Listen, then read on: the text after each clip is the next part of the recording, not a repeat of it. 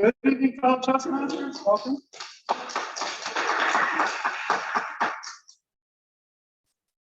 This tonight, another night of the social Toastmasters. So please stand and let's get pledge allegiance. I pledge allegiance to the flag of the United States and to the republic which stands one nation under God, indivisible, with liberty and justice for all. All right. Looks like we've got a couple of guests. Let's go ahead and introduce our guests for this evening. It's John. Is it Mike? Please help me welcome Mike. And another guest? Oh, okay. You were who? Angelica. Okay, yes. You just joined, so please help us welcome Angelica. It's kind of hard to remember when you're virtual and all the new faces. Anyway, looks like we're still trying to work on Zoom just a little bit, so I'll go ahead and into the meeting, and later on tonight we will vote on the officers, but I want to wait in case we've got a couple of people that join us via Zoom, since we are hybrid. Tonight's theme is, and this is actually the recognition day for today is actually National Leave Work Early Day. So I thought, what a great theme. I'm sure that we've all left work early, probably not all of us today, but at some point in our life, found a way to weasel out of work just a little bit early so we could do something fun. I can remember doing that a couple of times. Sometimes it was to go to a museum, sometimes it was, one time it was to go to the fair.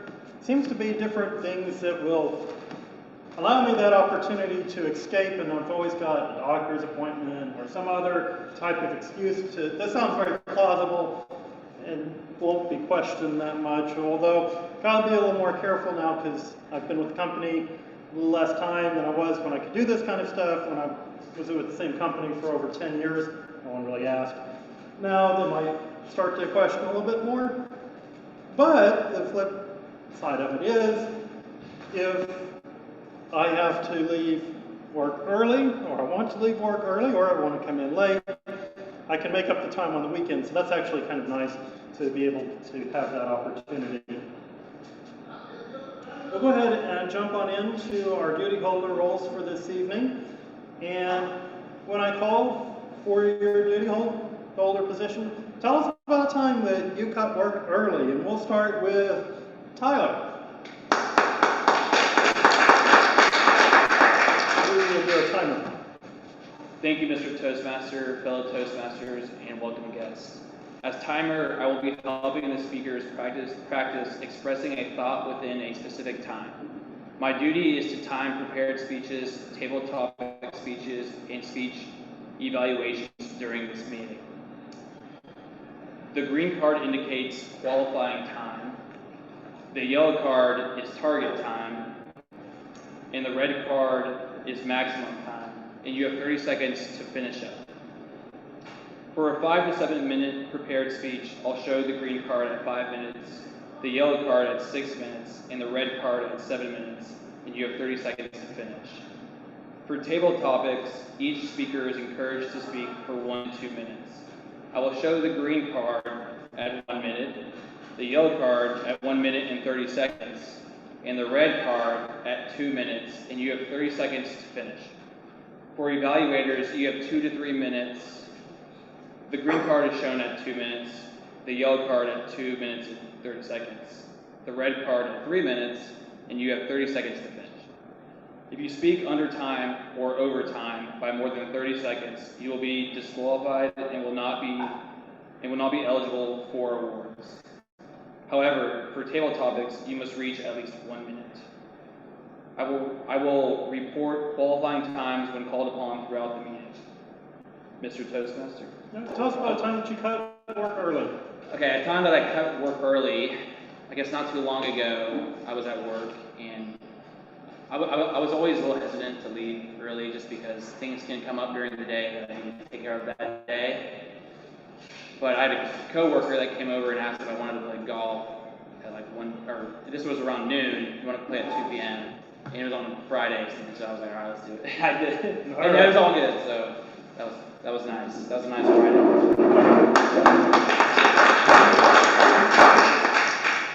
Next is our grammarian, John. John, tell us about your role and the time that you cut work early.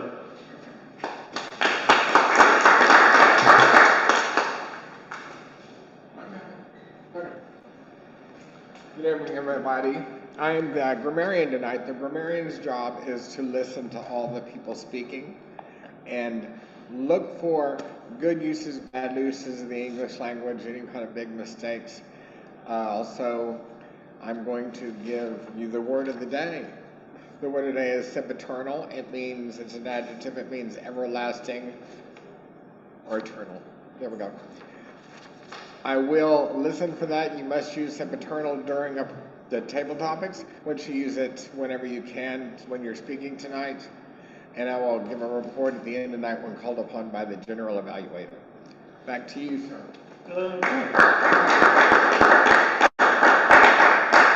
Last Friday, since it was the Memorial Day weekend, we always take off like at noon on the Friday after Memorial Day. But considering I carry my work with me everywhere I go, I would never really leave work much. Back to you, sir. All right. And by the way, I did a little bit of research on the word of the day today. I was wondering what is the difference between eternal and sempiternal. And according to the dictionary, one of the differences, eternal tends to be for everlasting, more relating to God and powers, whereas sempiternal is more here on earth, just in case you were wondering. All right, next is Jessica, who will be our vote counter. Jessica, please share your role as well as the time that maybe you cut early.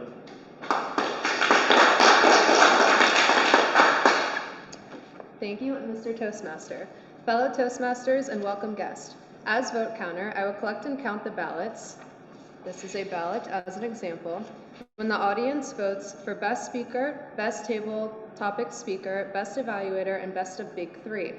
The big three are the Toastmaster, the table topics master, and the general evaluator. I will record which person wins in each category. I will not cast a ballot myself, except in the case of a tie, in which case I will cast a vote to break the tie. I will not announce a tie vote. Place your vote in one of these containers. Ugly close up. In this container. At the end of the meeting, I will announce and award ribbons to the winners of the votes. The ballots also have space to write comments to each speaker, evaluator, and table topics participant. Please place comments in the container and I will deliver them to the appropriate speaker. Mr. Toastmaster.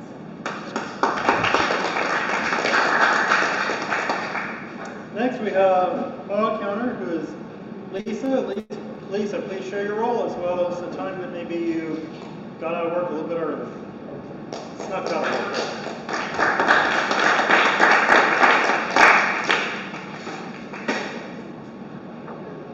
Thank you, Mr. Toastmaster, fellow Toastmaster, and welcome guest.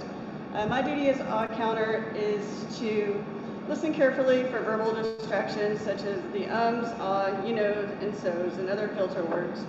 I will keep track of these repeated words like the, I, and long pauses when they are distracting. I will use the clicker when I hear these words to notify the speaker.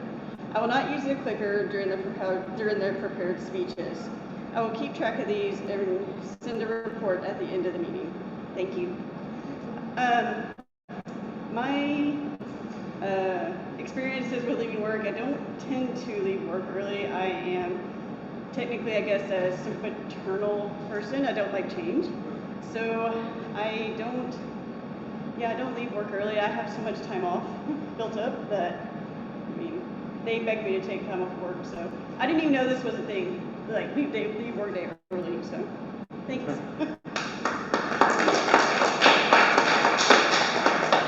Honestly, I didn't know this was a thing either until I just went to Google and looked up National Recognition Days, and this one's what popped up for June the 2nd. Finally, there has been a few agenda changes, one of which is that Karen Lee will now be a posture monitor rather than evaluator. So, Karen, will you please share with us your role as well as the time that you maybe snuck out of the office a little early?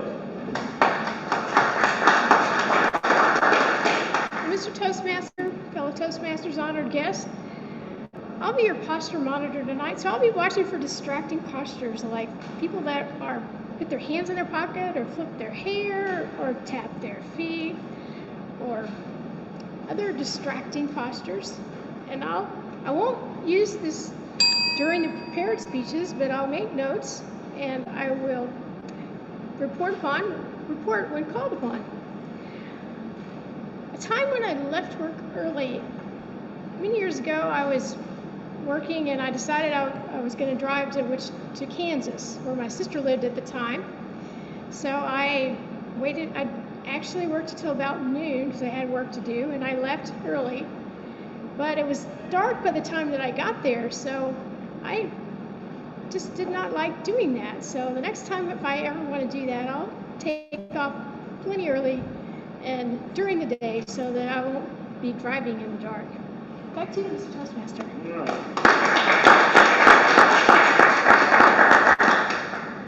Please note one additional change to tonight's agenda. We only have one speaker for this evening, and that's Rob Giles. Two speakers. Where's our other speaker? Oh, okay. Sorry. We do have two speakers. Our first speaker for this evening then is a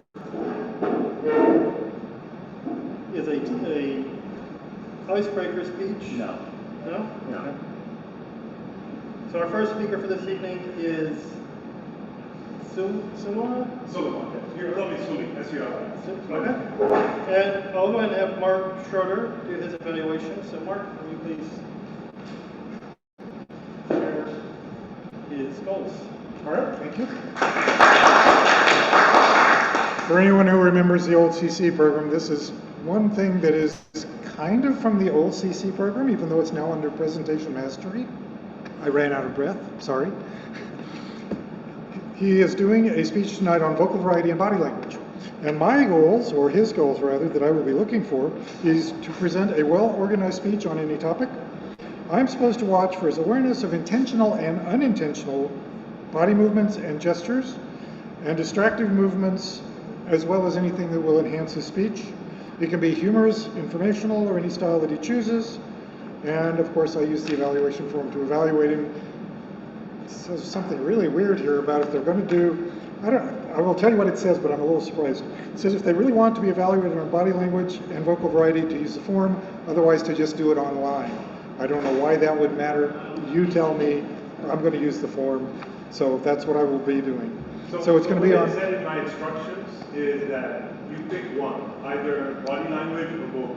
Oh, so I picked body language. Yeah, interesting. It said not to do both. It said not to do both. Okay, that is not clear on this one. I appreciate that. I appreciate the clarification.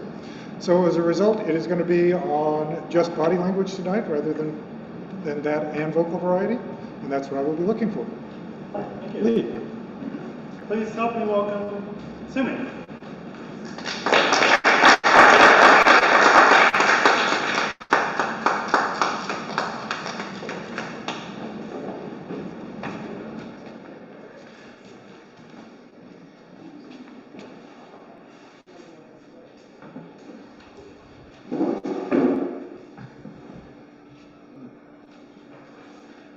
And what is the time? Like, did it tell you how much time I have to do? 5%. 5%.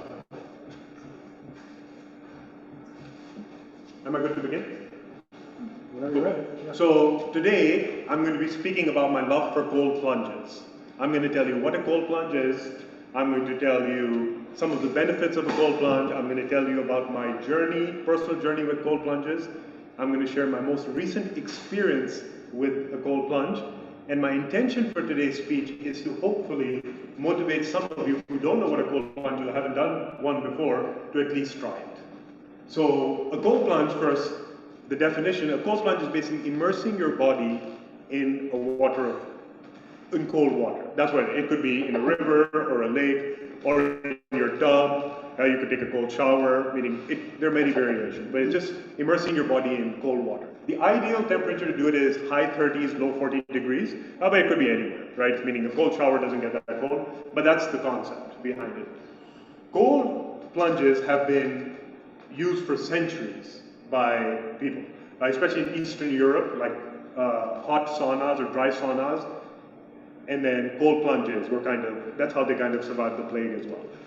But in modern day, they've become very popular, kind of how meditation has become very popular. And it's done by Wim Hof, if any of you have heard of him.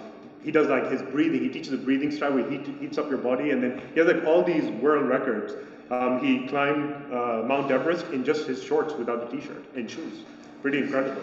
So he had heated his body so much. But it's become very popular now, and there are a lot of benefits for it. So I'll share with you what my personal first experience with the cold plunge was. So one of my friends, he's a biohacker. That's what he does professionally. He teaches people how to optimize their body. He would reach out to me and say, you know what, I'm going to get a bunch of us friends together, and we're going to rent a place in Florida, and we're just going to do all this biohacking stuff for the weekend, and I want you to come. So I said, that sounds fun, I'll be there. And so I showed up there, and one of the things we did is every morning we started with immersing ourselves in 2,000 pounds of ice. And so the first day when he told me, I was, this is the most ridiculous thing, why would I do this? And he said, it's really good for you, and so I was like, okay, fine. And so I remember the first time I went, my body was shaking, and he kept saying, choose your response. Just relax, just relax. And it was such a difficult experience, but by the end of it, when I came out, I felt like I could do anything. And over those 3 days, we did so many different things, but that was my favorite experience of the day. And it was just 2 minutes. But I used to feel so incredible. And so that's where my love for cold plunges began. Some of the benefits, so there are health benefits to cold plunges, and I'll just share some of them. One is reducing inflammation in your body. One is it's good for your immune system. It's good for your vascular nerve. It's good for increasing your metabolism, and it's good for reducing inflammation. So those are some of the health benefits, and it's been used for centuries for that reason. But for me, the real love for cold plunges doesn't have to do with health, it has to do with the mental benefits. And so some of the mental benefits are, the cold plunge is a metaphor for life. See, in life there are things you can control and you can't control.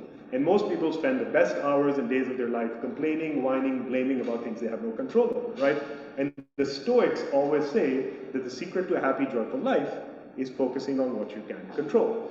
And so the cold plunge is a metaphor for that, because what happens is when you're in the cold, you can't control the cold. You're going to be in there for 2 minutes. So you can whine and complain, or you can embrace and surrender, right?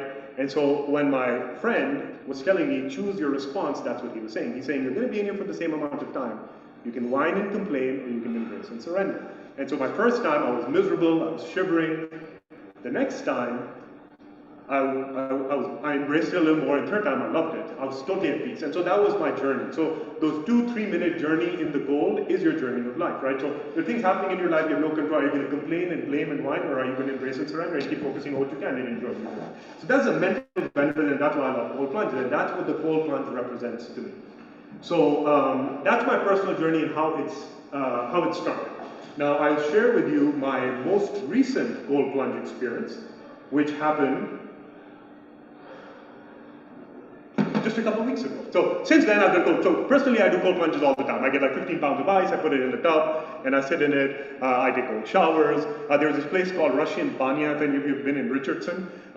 Looks like you've been. And it's really good, right? They have a cold plunge and they have a dry sauna, so you can do hot, cold, which is great. They may have closed post-COVID, I don't know, but I tried them out before COVID. And I do it all the time. Anytime I go out in nature and there's a cold lake or a river, I jump in that. But recently I went out to Mount Shasta, if any of you are familiar, in California. It's technically an active volcano, but it's not really active. Last time it erupted was like over 100 years ago. But it's a mountain, it's very high up, and it's snow everywhere. And so we were staying there, and there was a cold river. And so so there were about 20 of us who had gone. And so I said, okay, this is the river, so there's snow and there's an ice cold river. I said, we'll do our cold plunges here. And most people had not done the cold plunge. And so everyone's response was what my response was. I was like, why would we do this? It's the most ridiculous thing. Why would we jump in and say, most people are like, we're going to get frostbite, right? But you're not in there long enough to get frostbite. Anyways, so the first morning, early morning, only one person joined me. And we did it so I said we'll do 1 minute first day, 2 minutes the second day, and 3 minutes the third day. So the first day, only one person joined me. And after that, she loved it so much, she went and told everyone about how amazing it was. The next morning, there were 15 of us who did it. And we did it for 2 minutes. And I give everyone the option. You can stay for 1 minute or 2 minutes, whatever, do it at least one. Everyone stayed in for 2 minutes. Everyone loved it so much that during the day, everyone kept saying, hey, should we go for another cold plunge? Should I go for another cold plunge? Everyone like addicted, right? Because after you do it, you feel like you can do anything. And so the third day, everyone did it. And not only that, but the owners of the place that we were staying at, with the people who own those cabins, him and his wife joined me as well, and all of us, and they did the cold plunge as well. And interestingly enough, just the other day, I received a message from him on Instagram where he said, hey, me and my wife have been doing cold plunges every day. Thanks for introducing me to the cold and how to embrace and surrender. So that was my most recent experience with the cold plunge. Now, in terms of, so my intention with today's speech was really to introduce you to the cold, if you don't know what it is, and hopefully spark enough of a curiosity, and maybe you'll say, you know what, I'm going to try cold plunges. So I shared with you what a cold plunge is. I shared with you some of the benefits of the cold plunge, health benefits as well as mental benefits, and I think mental is what it's about, and I shared my most recent experience. Thank you for listening.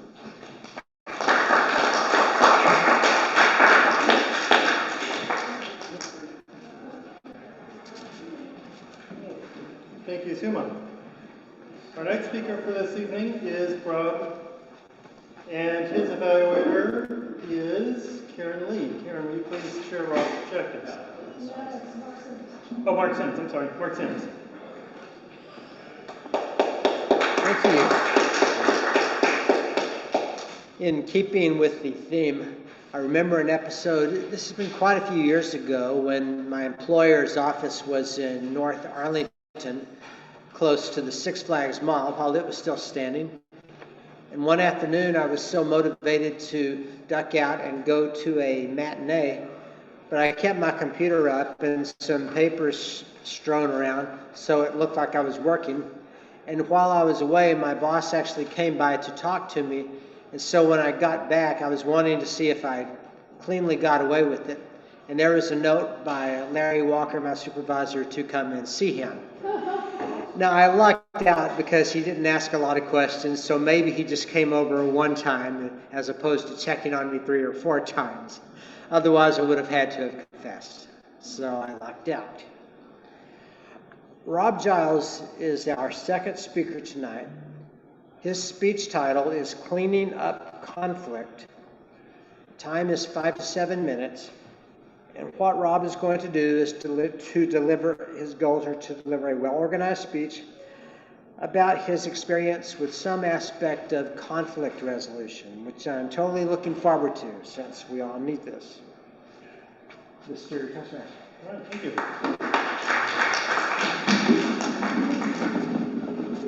And please help me welcome Rob to the stage.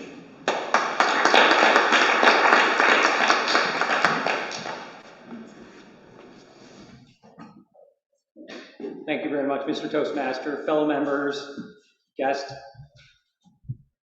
How many of you like a clean kitchen? Hands up. How many of you love a clean refrigerator? How many of you have a clean refrigerator? Pretty impressive, pretty impressive. A few years back, I was at work, and we have a refrigerator, we have a kitchenette, and the refrigerator gradually started accumulating lunch leftovers and brown bags that people would bring in. And those things would remain in there, and they would just slowly accumulate. They would build up, and eventually, there'd be a little bit of smell every time you opened up the fridge. And this bothered one of my coworkers, Corey. Corey began to say, we got to do something about this. We got to clean this up. We got to get rid of everything. I'm telling you, I'm going to do it. Everybody has to get their stuff out of there. or else I'm just going to dump it. And eventually, Corey took the initiative and said, enough's enough. I can't stand the smell. I'm getting rid of stuff. So after work, Corey went, opened up the fridge, cleaned things out. The next morning, people came in. Wow, what a great fridge. But there's something more. What I want to talk to you today about is not necessarily that occurrence, but what happened shortly after that. And that has to do with resolving conflict. So how can we resolve conflict? Well, there's a couple things you have to do. One, you have to identify the conflict. You have to actively listen. You have to negotiate some solutions. And through all of this, you have to empathize. You have to have some empathy. So if we look back at the situation with Corey cleaning out the refrigerator, what happened after that was where the conflict started. One of my other coworkers, Jacob, went to the fridge, opened it up, loved it, clean fridge. But guess what? There was something missing. Something that Jacob had left in there the day before, which was leftover lunch that he was really looking forward to. And he said, where did this go? What happened? And eventually, he found that Corey had gone in there and dumped everything, including his very, very appealing leftovers from the day before. And they got into it. Back and forth, arguing. Well, that's the conflict, right? So that's identifying the conflict right there. One person trying to take an initiative, another person appreciated it but didn't appreciate exactly how they went about doing it. So could that be resolved? Maybe not right then and there. Perhaps purchasing Jacob lunch, maybe that would do it, right?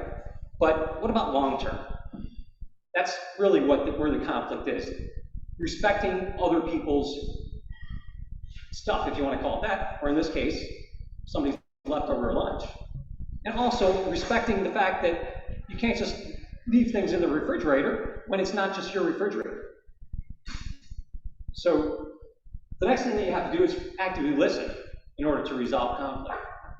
So let's take Corey's position. You've got to listen to what Corey has to say.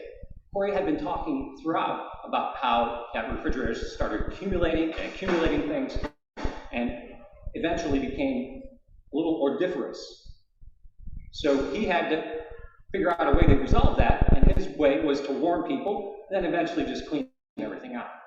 But he didn't realize that he was getting rid of some things that perhaps were still good, hadn't expired, at least not in one of his coworkers' minds, and that was where Jacob came in. And Jacob's beef was not so much that the refrigerator was clean, but that Corey didn't have the respect to check what should go out and what can stay in. So the key to this is that each person has to be listened to. There has to be a certain amount of time that they can listen to each other, and if there's a mediator, that mediator listens to both. But the mediator also has to know when to step in and say, whoa, let's back up a little bit. And that is very, very important to know when that time comes when you're listening. So paying attention, and as I'll get to, having some compassion can help lead to a resolution.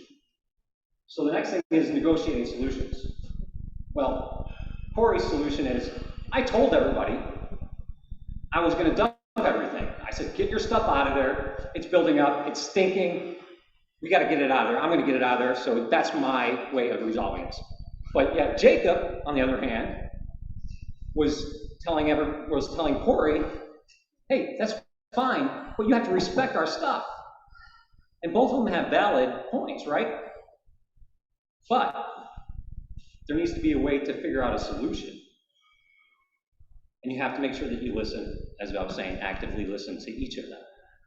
Make sure that both of them understand. And perhaps Jacob goes into Corey's shoes and thinks about how Corey's feeling, and perhaps the rest of the office even. And then Corey also has to go into Jacob's shoes and put them on and think, all right, well, yeah, if I had some stuff that I was looking forward to the next day that was good, I wouldn't want somebody to throw it out. So you want to get both parties, or all the parties that are involved, to start to think about where the other perspective is. What is it? And that helps to bring people together and find a solution. So in this particular case, perhaps a possible solution would be, one, don't leave things that are expired in the refrigerator, right? Another thing, maybe, if you're going to throw things out, make sure that you check with the people in your office before you do so, right? So there's a couple of the solutions there that probably could work both hand in hand. But you also have to have this throughout. And that goes into listening, putting yourself in the other person's shoes, and that's having some empathy for the other person and their perspective, their angle on everything. If you do all of these things, then you can resolve the conflict. Now, unfortunately, sometimes the conflicts affect other people. When I had this happen in my office, I felt, I can't deal with this is just a big argument, and I walked away. But after thinking about some of these strategies, I feel a little bit more empowered that if this happened again in a similar type situation, that I would be able to go through, I would identify the conflict, I would actively listen to all the parties that are involved, I would try to find some solutions, negotiate with the parties involved, and finally I would empathize throughout the entire process so that I could bring everybody together and find a solution. That is how you can resolve a conflict. Now, Corey and Jacob are friends at this point in time. It didn't last a long time. It wasn't sempiternal, but it definitely caused a problem, not just for them, but for the entire office. So think about some of those things the next time that you run across a conflict. Perhaps some of those strategies can help you to smooth things out. Back to you, Mr. Toastmaster.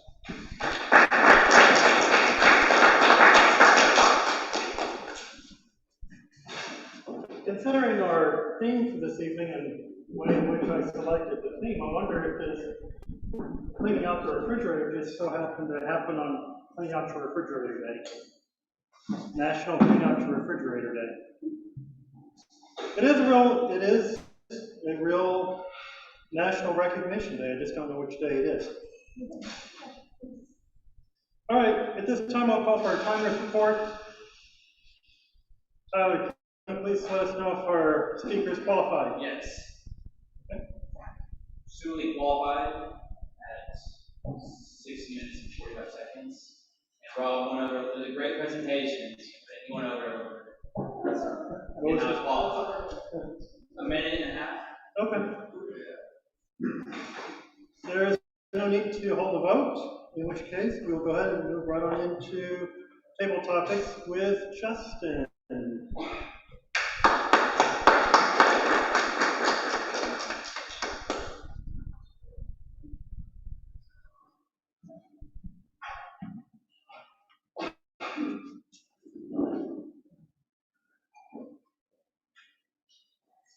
Thank you, Lee.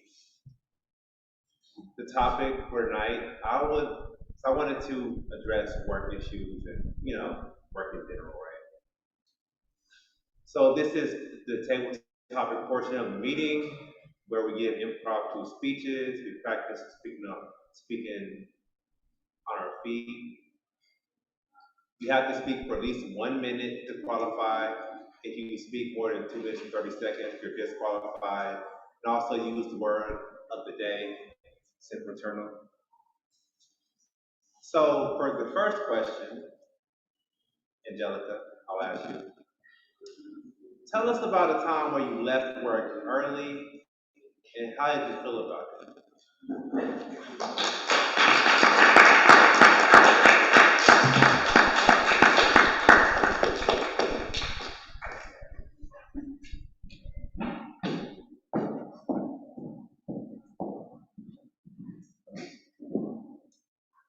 That's a great question.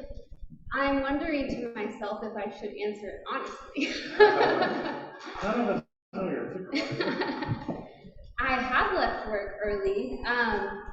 During COVID times, it happened a few times actually.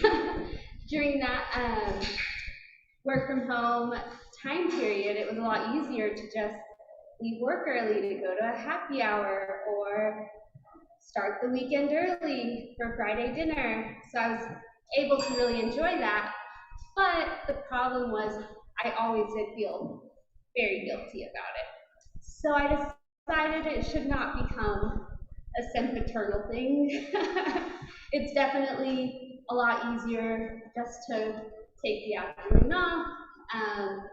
Like recently for Cinco de Mayo, I was like, I definitely want to leave work early.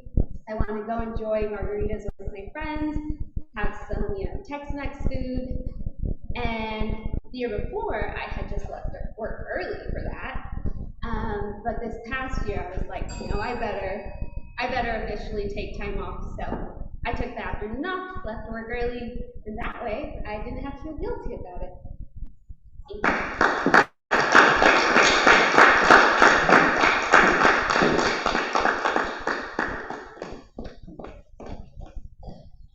Thank you, Angelica. Thank you. I have definitely left work early a few times. Don't tell my job this, but actually last week I left for Memorial Day. I took off, I think around like 3 o'clock, and I left to go to Houston. Took about like 4 or 5 hours. But we all left work early, so it's something we all do.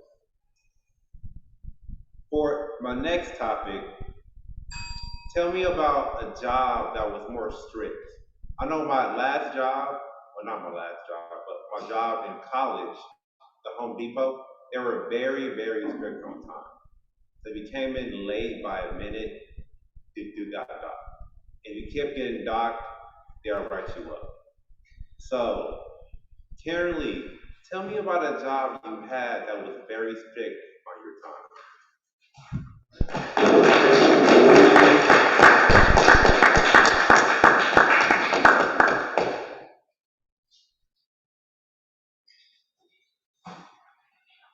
So the question is to tell about a job that I had that was very strict on time.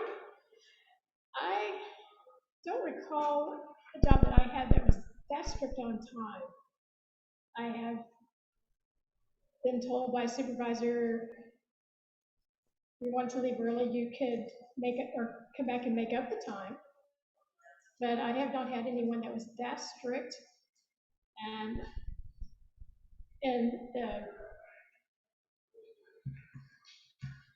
I have not had a time where that has been sempiternal to having a job where the time was strict. And I don't ever recall having any time where that has been the case. Back to you, Mr. Table Topics Master.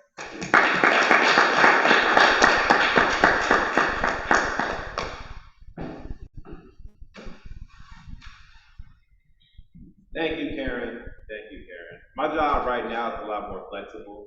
We work from home, so we're not really docked on our hours, and we can come in and work when we pretty much want, as long as you still get your work done and come for the meetings. So that leads me to my next question, which will be for John. Tell me about a job that was more flexible with your time, where you can leave and come as you please, pretty much. But as long as you got the work done, that's all that really matters.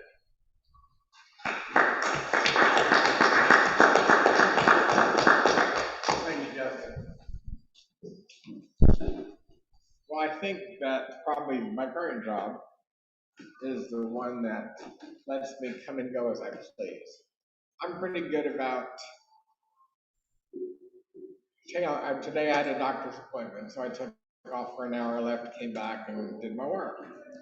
I leave a little bit early. I come in early. I come in and work whenever I need to.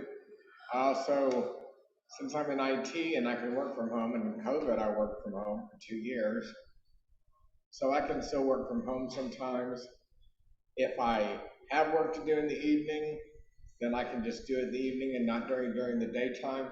If I get paid in the middle of the night and I'm up all night, I can just take off the next day and then, away. So I always get my work done. Sometimes when it's in the last minute getting ready for a program or something, but most of the time I'm good about getting everything done in advance.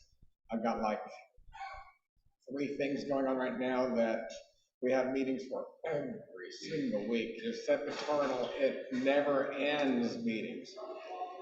But those meetings, I just sit back and I listen. I was driving home listening to one the other day, and finally at the very end, he asked for me, and I said, I've had this fixed for 6 weeks. I'm waiting for y'all to go ahead and put it in. It's ready to go. Leave me alone. Back to you.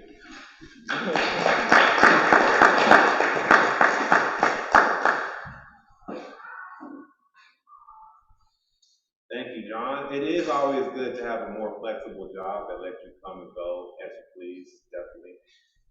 And for me, I definitely have a bunch of meetings like you, John. I just had, let me think, I think I had 6 meetings today. So it's pretty normal in my line of work. But my next question dealing with work, we all have had micromanager bosses that checked up on us. My previous job from my current one, my boss was definitely a micromanager, right? She would track what time you came in, what time you left. She just wanted to be sure you didn't skip out on any single time you came in. And it was kind of funny because she took off like a whole month of work.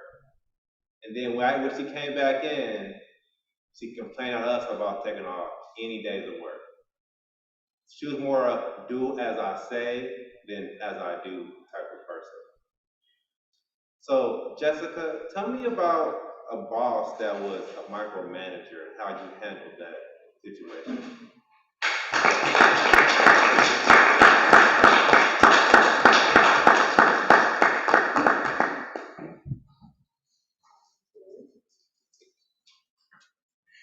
A micromanager boss. I don't think I've ever been micromanaged, but I grew up in Boca Raton and I worked at a Italian bakery, and they were very strict. They were literally came from Italy, and so they were very play by the rules, and you need to show up at 6 a.m. And I was also a workaholic, so I started working there at 14 years old. And I remember being scared to mess up anything. Like if I would used to have to make cookie dough because we would do like mass shippings of their cookies, and so I would home make their cookie dough. And if you got eggshells in it, or if a piece of the wrapper went in it, or if anything happened, it was basically the end of the world for them. So I remember just working for very strict bosses. I'm trying to think in hotel industry as well. I do my job, and I'm pretty responsible, so I don't think I've ever been micromanaged, to be honest with you. I'm trying to figure out how to use that word right now, and I can't. Huh? Sempiternal. All right, back to you.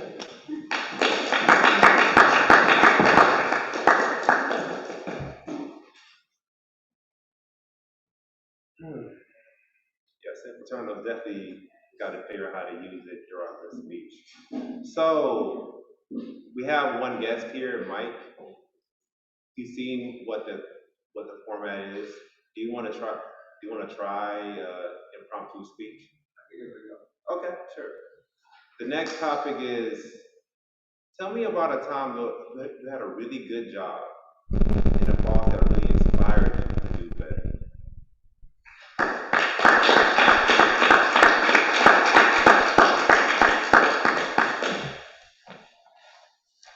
So my first job, I worked at an Italian deli and pizza making place, and I was called about a week before they opened their new location. So I was the first staff. And throughout my summer there, learned a lot about their business, how they operate, how they work, and got the opportunity to carry on doing inventory for them at the end of the summer. So I really appreciated working for them. Their name are the Tremontes. They're a very famous family in Northern Virginia. And whenever I go to their store when I get back, they always welcome me and sometimes give me some free food. So my relationship with them will be something eternal just because of what I built there throughout that summer.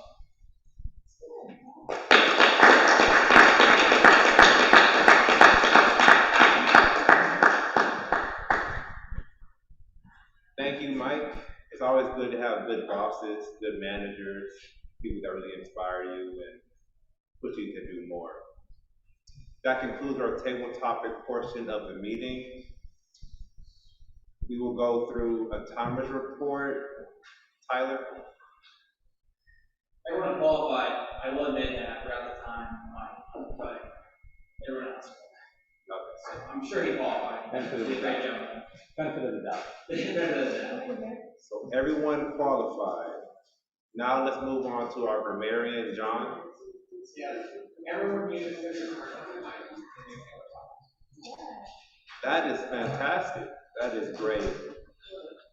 So, a quick reminder before we do the votes. So Angelica talked about leaving work early. Karen talked about having a strict time at work. John talked about having a more flexible time at work. Jessica spoke about a micromanager. And Mike finally talked about a job that really inspired him. So, please send your votes to Jessica. And our one is, does Lee? Okay, no. So we'll move on to the evaluation portion of our meeting with Dagan Newland.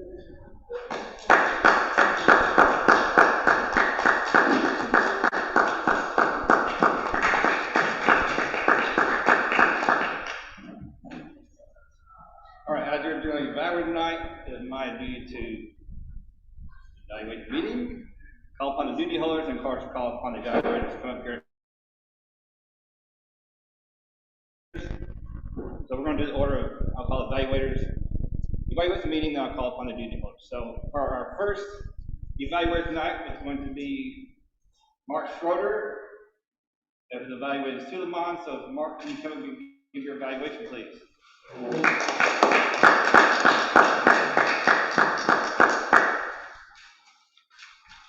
Thank you, Dagan. Fellow Toastmasters guests, and especially Suleiman. Going to give a 3-2-1 style evaluation. Yeah, word of the day. Like I've got to do that. I'm going to give a 3-2-1 evaluation of your speech tonight. I'm going to start off with the fact that I thought you have very expressive hand gestures. Overall, you have very expressive hand gestures, and a lot of them. You also use the stage a lot, both sides of the stage, and you have very good eye contact with everybody in the room, as far as I can tell, and facial expressions as well. You used your face very effectively. You did use both sides of the stage, and not only did you use both sides of the stage, but you waited until you finished one of your points. And then you went to the other side of the stage to make another point, which is really, really good, because that way the transitions are clear, and the fact that you're doing something new is important, and we see that. Again, good eye contact, and some examples. You went towards your head when you say it was a ridiculous thing. You were using 2 minutes, and you had a lot of counting style gestures with your fingers. You also used the shivering gesture, and just in general, you had pretty much constant motion of your hands and your arms. Some things to work on. I've got 2 things that are substantive, I guess, and 2 things that are just kind of minor nits. First substantive one was that you seem to move a little bit forward and backward, just toward the stage and backward from the stage, without a lot of purpose. The transitions, the timing of them, did not seem to be timed with the words or the thoughts that you were doing. So be a little bit more careful with that. You did a good job of left to right, forward to backward. It was not quite as crisp, in my opinion, from what I saw. Second thing that I noticed was there was at least one time when you were up here and you were making a point, and as you were finishing the point, and it was really important, and you turned away and you finished it over here. So number one, you turned away from us as you finished it. Number two, this room kills sound. When you turn away, it goes into that wall and not out there. It's a huge difference. So you got to watch that, especially in this room. So finish your point before you move, not in the other order. The couple of minor points, again, minor nits. You started your speech with so, don't do that. We recommend that you memorize, have a very good, strong first sentence and memorize it so that you can do it and hit it hard. You are very animated up here, and if anything, maybe too much so. That is something that most of the people up here don't have a problem with. You are such constant motion, it is hard to tell which points are important. If I had one recommendation for you with regard to your motion, emphasize the important points with the emotion, and during transitions, that's when you can just kind of put it down. Just take it down a little bit. The second thing, I wish you had titled the speech, because titling the speech, Take the Plunge, I'm sorry, it was so obvious. Take the Plunge needed to be the title of the speech on the agenda. All right, so what I like the best, most important. Great use of arm and hands, no question about that. Very expressive, well-timed, and you made a very cogent argument for cold plunges. I've done them myself. Valleys used to have one at 50 degrees. It was a pain in the everything after you get in there. And I've done it in my pool to the point that I wasn't sure I was going to get back out during the middle of winter. It is an interesting experience. Thank you for sharing.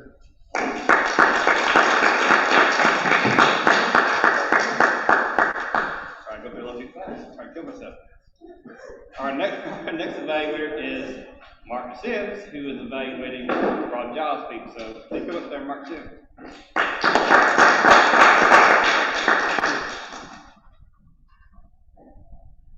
Cleaning up conflict. What I'm going to do is, first of all, go over the strengths in the speech, which there were several strengths.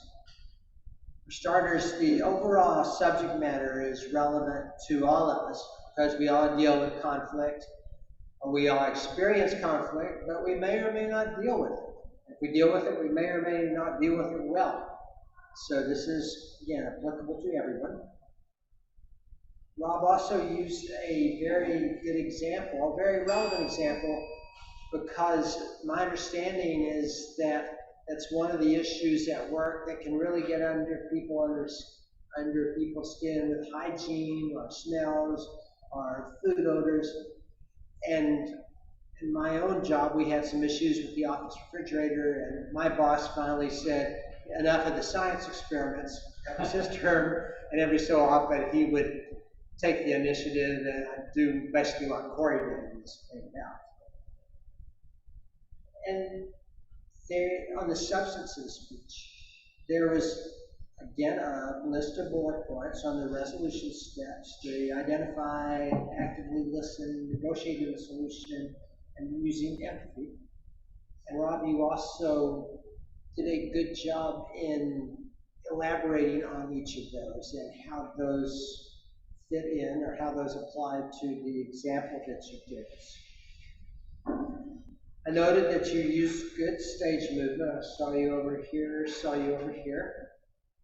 And as usual, good gestures. Like one example is at one point, you spread your arms when you said, whoa.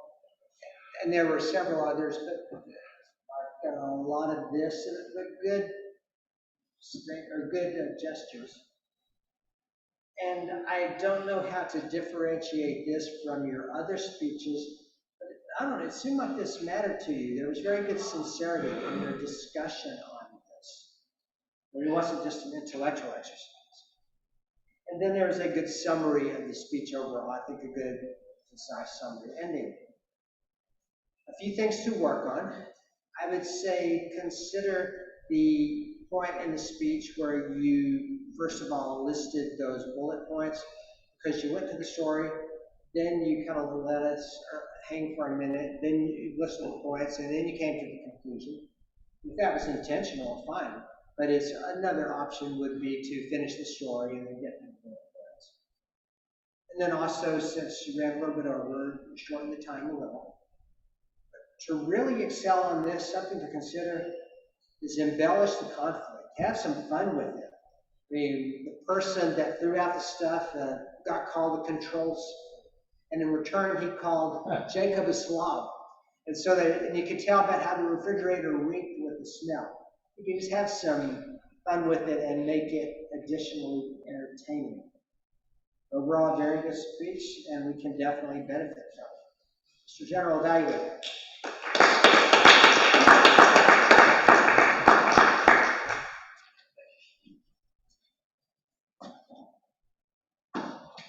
Thank you, Mark.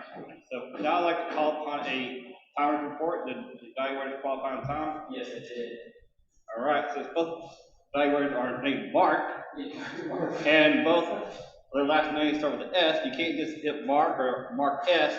So please make sure you write the whole name, Mark Sims or Mark Schroeder, for your best evaluator tonight. And put in those little blue cups. And also, if you have comments for either Mark, make sure you hook Mark Sims or Mark Schroeder on your comment, so they know to do that too. All right, so now I'm going to evaluate the meeting as a whole, then we'll get into the duty holders. So overall, the theme tonight was an interesting theme. I've never heard of this before. I do know, I did see it one time, I saw this calendar one time that had like a national day, like every day is like a different type of day, so I could see those things kind of fit in, but I actually never heard of these do work early day, and me myself, I'm usually the first one to work and last one to leave, because most of our support people at work, which goes from 6 to 3. I come in at like 5:40, 5:45. Now I don't leave till like maybe early, it's like 3:30, so I'm like the first in, first out type thing. But there are a few times I did leave work a couple of times early, but that's just because I did all my work and there wasn't really much else to do. And like gone on the project, it would just take me too much time. So I may have left like an hour, 30 minutes earlier than I normally do. But other than that, I'm always first in, first out. It's a great thing. And when it comes to the table topics, great questions. I think everybody was able to answer them, so they definitely fit along with the theme as well. So, good job there. And I do want to make a point that when you're up here, just make sure you don't leave the stage until the next person is up. And other than that, I think for our evaluators, both of them did a really great job up here. Both of them have really great points for the positive and some things to improve on, and wrap it up with some positive stuff. So that's always good. Of course, Mark did have his method 3C1. Mark Schroeder, Mark Sims. You did let us know how we're going to evaluate. So kind of remember that like 3C1 or solve for belt method, something. And other than that, I think we did a really good job. Can't really much to say, although we did start a little bit 2 minutes late, but I think we're still trying to get things wrapped up together. But that kind of something usual sometimes around here. But so overall, I think we did a really good job. So we're going to go into our duty holders real quick. And first duty holder listed here is going to be John Vessels, our grammarian.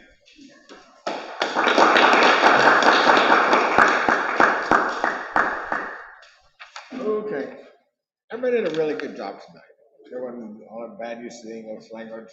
I did kind of hear a few words that I think that actually would make some good word of the day sometimes.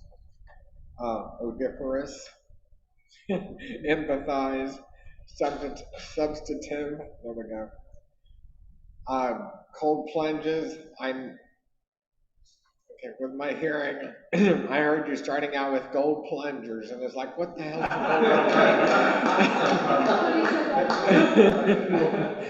But as okay, cold plunges, okay. I never really thought about calling it that, but I knew what you meant after that. So anyway, but all in all, great job, everybody. Back to you, Megan. All right, thank you, John. All right, next duty holder is going to be Lisa Mitchell with the yacht counter.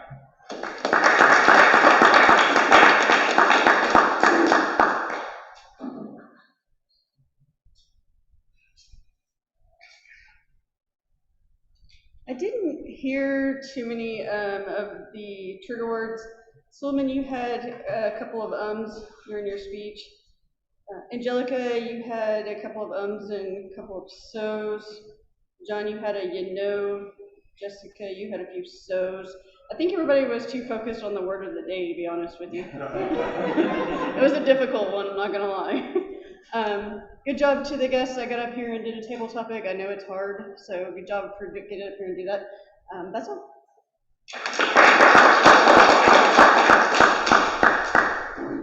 Next on duty holder, we have posture monitor, Karen Lee.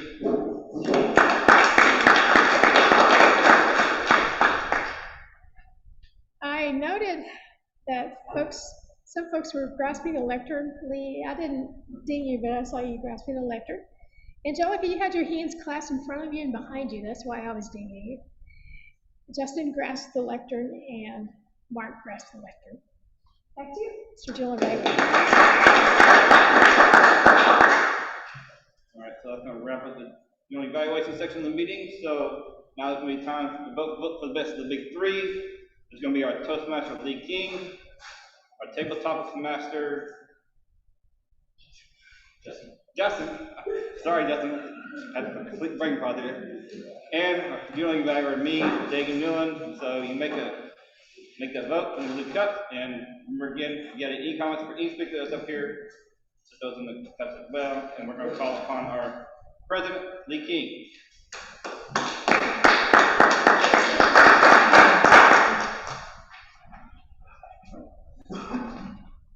We have two guests joining us this evening.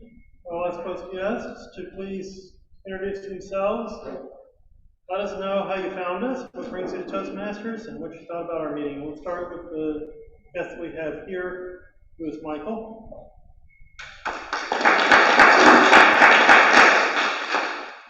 Well, my name's Michael. I found you guys by looking for Toastmasters online. I'm giving a presentation this fall, so I would like to start practicing. And I really like this meeting, learned a lot. I enjoyed you guys asking me to speak and learning how to do that, because that's probably the best test, is figure out how to do that impromptu.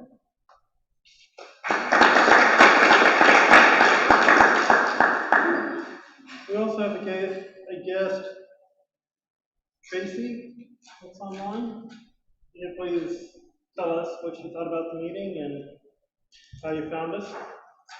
Yes, thank you for allowing me to say a couple words, but I found you guys online as well. I was looking for a Toastmasters group. My role and my job is requiring me to speak to people in different groups right now, more so than ever. And so I just want to make sure that I'm well prepared. I thought the meeting tonight was very good. I love the topics and how everybody was just so open and honest and to share. So thank you.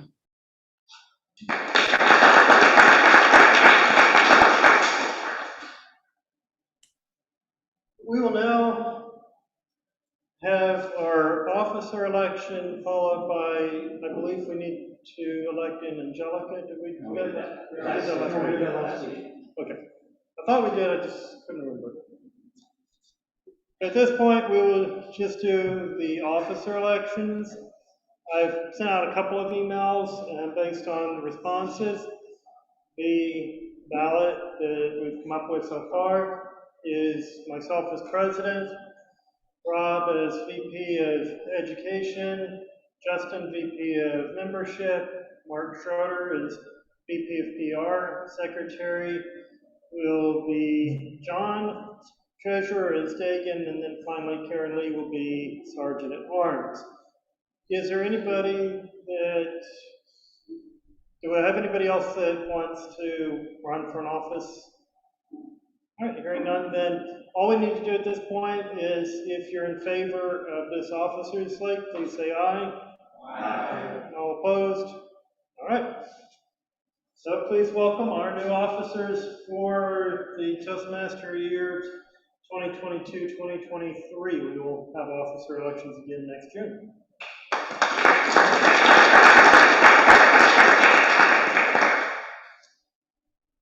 The only other announcement that I have at this point is that we will continue the hybrid meetings through the end of this month. And starting next month, we will go back to normal, meaning that we will have no more hybrid options. I believe that will be, so the first meeting that will be truly face-to-face only would be July the 6th or something like that, because the 4th is on a Monday this year. So I believe it'll be July the 6th or 7th, whatever that first, 7th, okay. So then the last hybrid meeting will be on June the 28th? 30th. 30th. June 30th. Yeah, exactly, on June the 30th. I believe Mark Schroeder was trying to set up a social hour on Saturday at lunchtime. If you're interested, please get with Mark on that. Yeah, just real quick, what we were thinking was probably just to make sure we can get tables, etc. Around 11 a.m., Red Winters, North Park, over here in this neighborhood, so it's not too far away, just north of Northwest Highway on the other side. Anybody that's interested, let me know. If we get enough to have a quorum, we'll do it. Otherwise, we'll just reschedule it for another day. I cannot do Sunday, unfortunately. I've got a conflict on Sunday this week. So if we can't do it Saturday, we'll pick a different week. It'll be this Saturday. That is correct. And if people can't make it and we need to pick another week, we'll just pick another week. No big deal. It is effectively in the mall, yeah, it is effectively in the mall. The way I normally get there is on the north side of the park side. I think I normally park near the Nordstrom's entrance, and then kind of walk across the aisle, if you will, across the center aisle to the other side, because they are right next to an exit on the other side that opens up into the entry. Is it below the AMC? You know where the AMC is? It's on the second floor. No, below. It's low. Yeah, this is on the ground floor. This is certainly on the ground floor. And the thing that is nice if it's a reasonable day, we can actually do outside. We got lots of tables outside. I believe it's just under the AMC. The AMC is upstairs on the second floor. All right, with that, let's hear who won.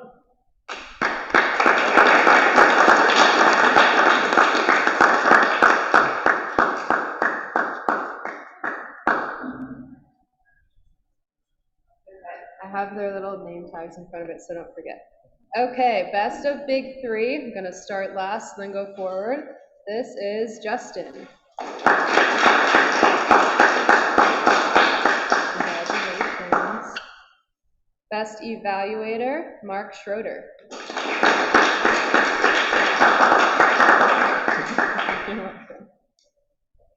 And then best table topics was Angelica.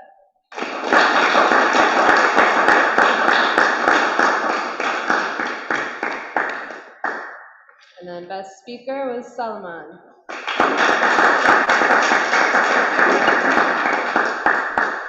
All right, and with that, the meeting is adjourned.